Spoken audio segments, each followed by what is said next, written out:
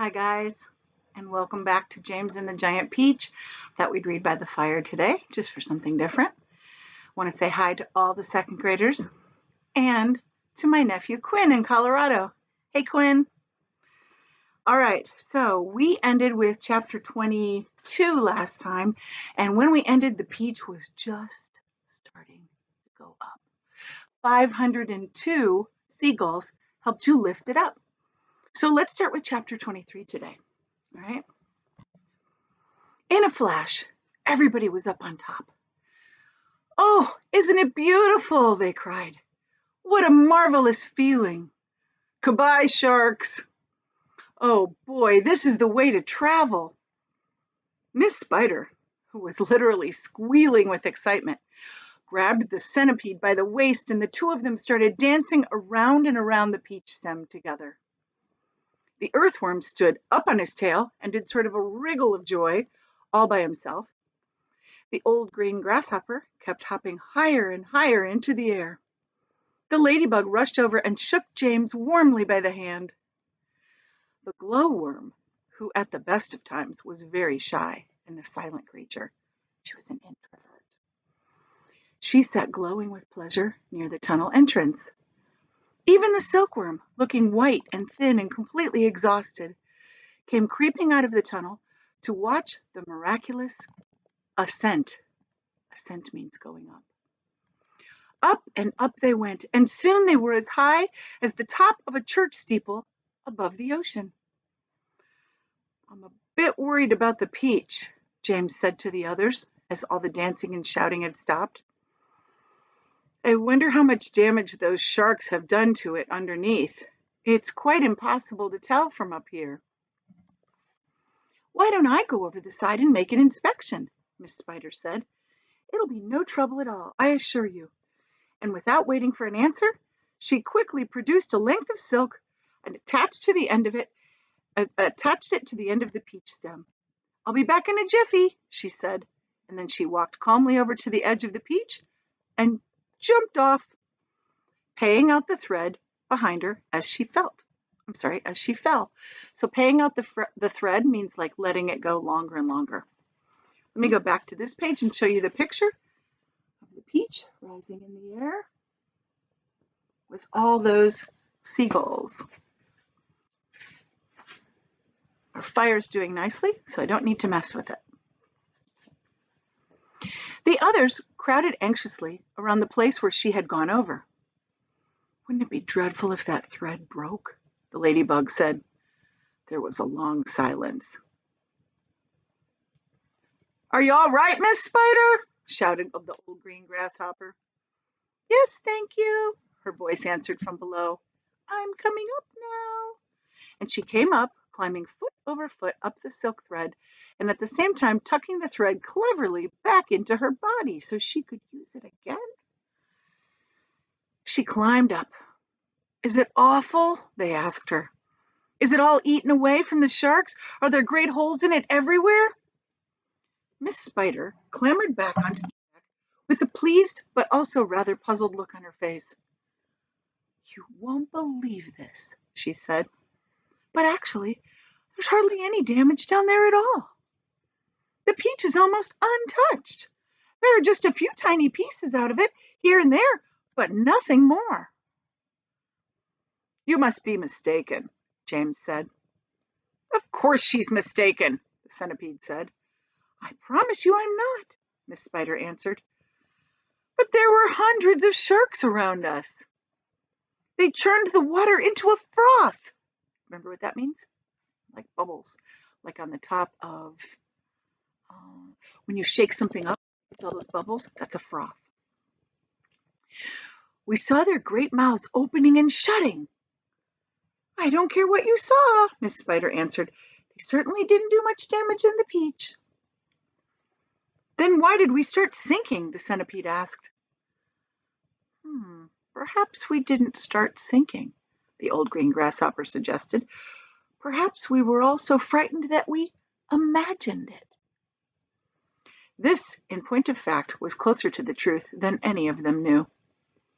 A shark, you see, has an extremely long, sharp nose, and its mouth is set very awkwardly underneath its face and a long way back. The nose is out here and the mouth is down here. This makes it more or less impossible for it to get its teeth into a vast, smooth, curving surface like the side of a peach. Even if the creatures turn onto its back, it still can't do it because the nose always gets in the way. If you have ever seen a small dog trying to get its teeth into an enormous ball, then you will be able to imagine roughly how it was with the sharks and the peach. It must have been some kind of magic, the ladybug said. The holes must have healed up by themselves. Oh, look, there's a ship below us, shouted James. Everybody rushed over to the side and peered over. None of them had ever seen a ship before. I never thought about that, but I guess that makes sense. It looks like a big one. It's got 3 funnels. You can even see people on the deck. Neither James nor any of the others knew it, but the ship that was now passing beneath them was actually the Queen Mary, sailing out of the English Channel on its way to America. On the bridge of the Queen Mary, the astonished captain was standing with a group of his officers, all of them looking up and gaping. Gaping is your mouth wide open because you're so surprised, at the great round ball hovering overhead. Like that. I don't like it, the captain said. Neither do I, said the first officer. Do you think it's following us? Said the second officer. I tell you, I don't like it, muttered the captain.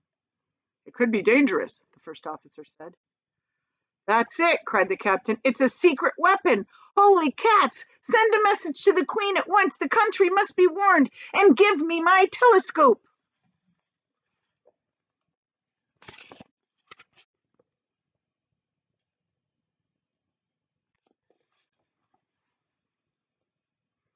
The first officer handed the telescope to the captain, and the captain put it to his eye. There's birds everywhere, he cried. The whole sky is teeming with birds. 502 to be exact, right? What in the world are they doing? And wait a second. There are people on it. I can see them moving. There's a do I have this darn thing focused right? It looks like there's a little boy in short trousers. Yes, I can see distinctly a little boy in short trousers standing up there, and there's a giant ladybug. Now, just a minute, Captain, the first officer said. And a colossal, that means really big, green grasshopper. Captain, the first officer said sharply. Captain, please. And a mammoth, that also means really big, spider.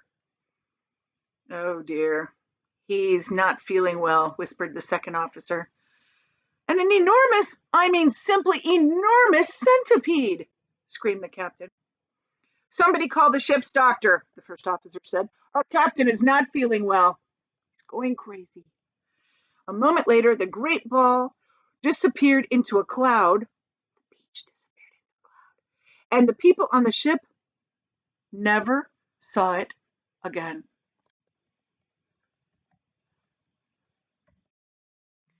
I had to pause my video for a minute because I had to go outside and get another log. Do I have stuff in my face? No, I don't think so. So you'll probably see the fire getting big again. All right, chapter 24. Ooh, my back is starting to get warm. But up on the peach itself, everyone was still happy and excited. I wonder where we'll finish up this time, the earthworm said. Who cares, they answered. Seagulls always go back to land sooner or later. Up and up they went, high above the highest clouds, the peach gently swaying from side to side as it floated along. You know what I just remembered? I didn't close this little safety screen. I don't want to do that. I don't want any of the little sparks to jump out and burn me. Okay, there we go.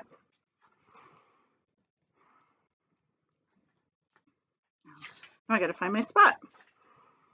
Wouldn't it be a perfect time for a little music? The ladybug asked. How about it, old green grasshopper? pleasure, dear lady, the old green grasshopper answered, bowing from the waist. Oh, hooray, he's going to play for us, they cried. And immediately the whole company sat themselves in a circle around the old green musician, and the concert began. Now, are you wondering what instrument he played? From the moment the first note was struck, the audience became completely spellbound. That means like this. They couldn't look away. They could only think about the music. As for James, he had never heard such beautiful music as this. In the garden at home on summer evenings, he had listened many times to the sound of grasshoppers chirping in the grass, and he'd always liked the noise that they made. But this was a different kind of noise altogether. This was real music, chords, harmonies, tunes, and all the rest of it. And what a wonderful instrument the old green grasshopper was playing on. It was like a violin. It was almost exactly as though he were playing a violin. The bow of the violin, the part that moves, was his back leg. The strings of the violin, the part that makes the sound, was the edge of his wing. He was using only the top of his back leg, his thigh, and he was stroking it this way up and down against the edge of his wing with incredible skill, sometimes slowly and sometimes very fast, but always with the same easy flowing action. It was precisely the way a clever violinist would have used his bow. And the music came pouring out and filled the whole blue sky around them with magic melodies. So now can you imagine a grasshopper rubbing his leg against his wing? I don't know if you knew that grasshoppers have wings, but they do. And if he's rubbing that, that's the sound that you hear when you hear grasshoppers in the grass. When the first part was finished, everybody clapped madly, and Miss Spider stood up and shouted, "Bravo, bravo, give us more." "Did you like that, James?" the old green grasshopper asked, smiling at the boy. "Oh, I loved it," James answered. "It was beautiful. It was as though you had a real violin in your hands." "A real violin?" the old green grasshopper cried. "Good heavens, I like that. My dear boy, I am a real violin. It's part of my body." "But do all grasshoppers play their music on violins the same way you do?" James asked him. "No," he answered, "not at all. If you want to know, I happen to be a short-horned grasshopper." Now, those of you that like to look things up could look that up later. Short-horned grasshopper and learn about it, okay?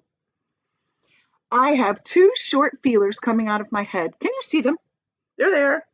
They're quite short, aren't they? That's why they call me Short-horn. And here, we short-horns are the only ones that play our music in the violin style using a bow. My long-horned relatives with long feelers sticking out of their head, they make their music simply by rubbing the edges of their two wings together." Oh, some of you might want to look this up later. This might be really interesting to see a video of a short-horned grasshopper rubbing its leg on its wing, or a long-horned grasshopper rubbing its two wings together. I bet you can find that on a video. They are not violinists. They are called wing rubbers. And rather inferior noise these wing rubbers produce. If I may say so, it sounds more like a banjo than a fiddle. "How fascinating all this is," cried James. "And to think that up until now I had never even wondered about how a grasshopper made its sounds." "Neither had I." "My dear young fellow," the old green grasshopper said gently, "there are a whole lot of things in this world of ours that you haven't even started wondering about. For example, where do you think I keep my ears?" "Your ears? Well, in your head, of course," said James. Everyone burst out laughing. "You mean you don't even know that?" said the centipede. "Try again," said the old green grasshopper, smiling at James. So the grasshopper doesn't keep his ears in his head? "You can't possibly keep them anywhere else," said James. "Oh, can't I? Well, I give up. Where do you keep them?" Right here, said the grasshopper. One on each side of my tummy. Who would think that? It's not true, said James. Of course it's true. What's so peculiar about that? You ought to see where my cousins, the crickets and the katydids, keep their ears, said the grasshopper. Where do they keep them? Asked James. In their legs. One in each front leg, just below the knee. Mean you didn't know that either? The centipede said scornfully. You're joking, James said. Nobody could keep his ears in his legs. Why not? Well, it's because it's ridiculous. That's why not. You know what I think is ridiculous? Said the centipede, grinning as usual. I don't mean to be rude, but I think it's ridiculous to have ears on the side of your head. It certainly looks ridiculous. You ought to take a peek in the mirror sometime and see for yourself. Pest, cried the earthworm. Why must you always be rude and rambunctious to everyone? You ought to apologize to James at once. And that's the end of chapter 24. Thanks for joining me by the fire today. See you tomorrow.